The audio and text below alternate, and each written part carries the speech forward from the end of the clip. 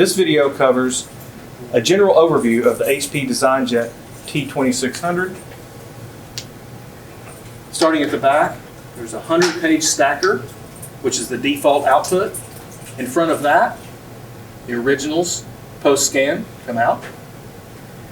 Access to the scanner, lift here, and open if needed. Directly in front of that, access to the main unit and print head if needed. In front of that is the top roll. This is a 2-roll system. Door simply opens to remove. Roll number 2 is below. This is the main display. There are 2 ink tanks. One on the left, which contains 2 blacks and a gray. And then on the right are your colors.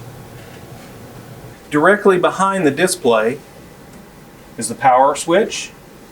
Hold down for a power cycle and then reboot. Directly behind the power switch is the USB port for flash drive printing and scanning.